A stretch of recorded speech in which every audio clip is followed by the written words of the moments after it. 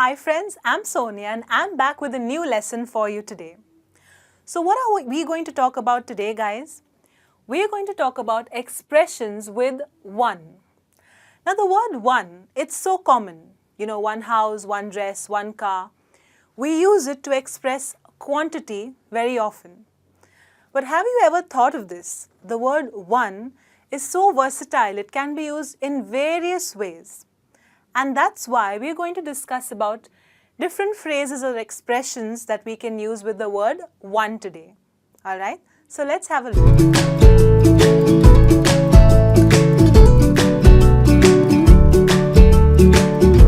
The very first one I have for you is one of these days. Okay, now how could you use this sentence or this phrase? You could use one of these days followed by going, okay, plus an infinitive. Now what's an infinitive? An infinitive is the word to plus any verb, any action word.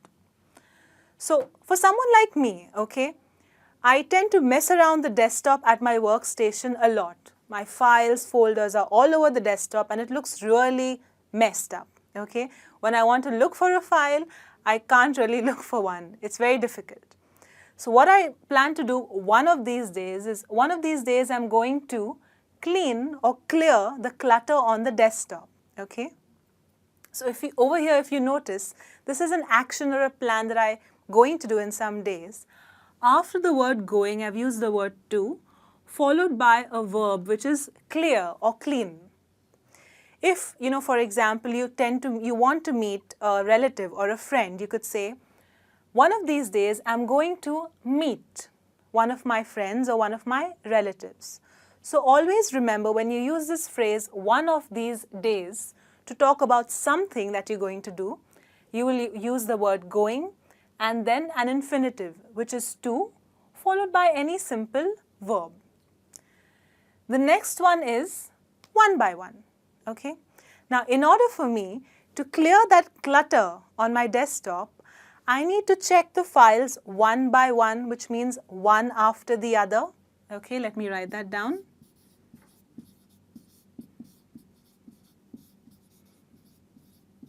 So I could make a sentence like, when I get some time during my break today, I'm going to check each file on my desktop one by one, which means one after the other, individually. The next phrase is not very common, but very effective. It says, I'm not one to complain, but. Now, when would you use something like this? Now, if you're someone who's not very cribby, who does not complain a lot, who's quite satisfied and happy with everything, okay? However, a person like this would also get irritated or want to complain about something, I'm sure at least once. So imagine this, okay, if you have a phone, all right, and the network on that phone most of the times is bad. Your phone just doesn't work when you want it to. And obviously that's something important. Now, if you finally decide that you've decided that you've had it, you would probably walk up to your network, you know, the store of your network, and you would tell them, well, hey, I'm not one to complain, but your service just doesn't work in my area, okay? Here you're trying to say that your complaint is really serious. It's a serious complaint. So in order to show that you're really dissatisfied, you could use a phrase like this saying, I'm not one to complain, but your network just does not work. The next one says, a one-off payment. Now what's a one-off payment? A one-off payment is simply a payment that you make just once, okay? You will hear this particular phrase used a lot by sales agents or customer service agents, you know, over the phone.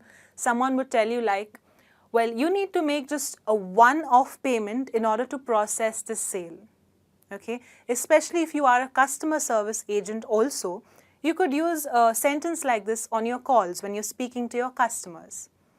A one-off payment is a payment you make just once.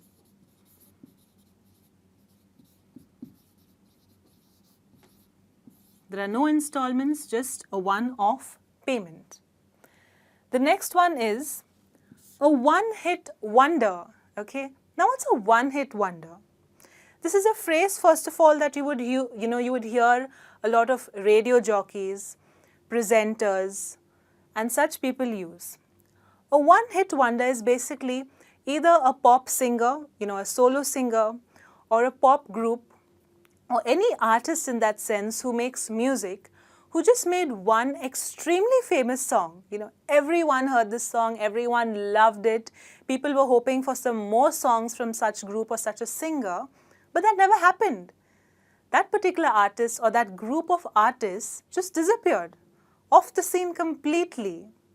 When you want to describe a group or an artist like that, you could say, well, hey, you know what, I used to really like that group, but they turned out to be a one-hit wonder. They never came back. They never made another song. That's how you can use this particular phrase. The next one is also very famous. It says, the one and only. Now, the one and only could mean a person, an artist who is very unique, special, very famous. Now, if you're someone who watches a lot of TV, you would hear many hosts or presenters use the one and only whenever they want to introduce an artist or introduce a person to an audience or to a group. In order to create that curiosity in the audience to know who is going to come up on stage, they would make a sentence like, well, hey, let's welcome the one and only, and mention that person's name. And it sounds really good too. The next phrase is a one-track mind. Okay?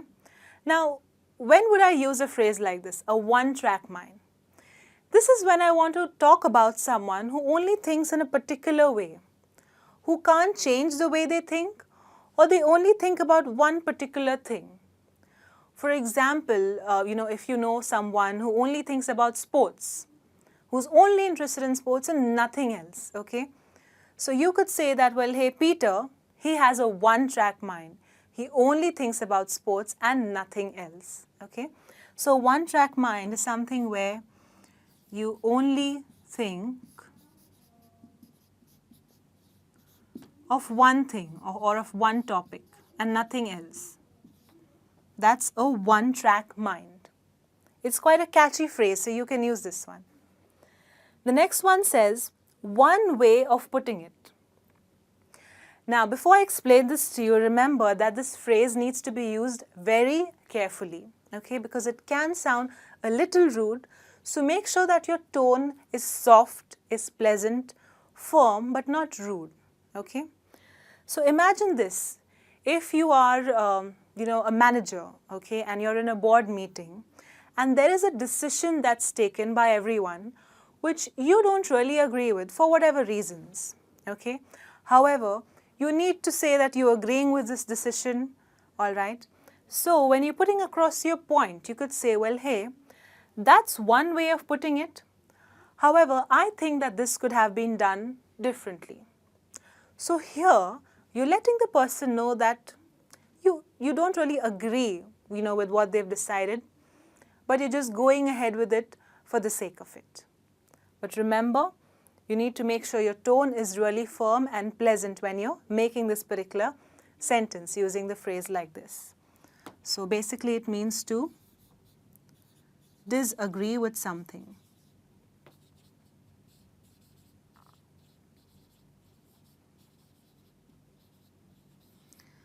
And finally, we have the phrase which says, it's one thing to say it, okay? Now, what does this mean? You would use this phrase, guys, when you want to talk about something which is extremely easy to say or extremely easy to talk about, but very difficult to do. For example, if someone's looking to quit a bad habit, all right, it's very easy to tell that person, you need to quit smoking or you need to quit this. It's easy to do that, but it's extremely difficult for the person to actually do it, right? So if you want to make a sentence using this phrase, you could say, well, it's one thing to say that, I need to quit smoking, but it's extremely difficult to do it, all right? So let me write down the meaning for you. something that's difficult, something that's easy to say or that's easy to talk about, but difficult to do.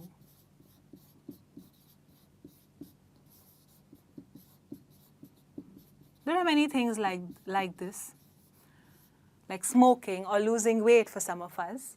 So that's when you could use a phrase like this. So here we have 9 phrases using the word one. All of them mean different things. They can be used in different sentences. Alright? So I hope that you guys go through these phrases, understand them and use them in your day-to-day conversation. Well, this brings me to the end of the lesson. I hope that you enjoyed watching. Alright? I'll be back soon with a new lesson. Till then, take care.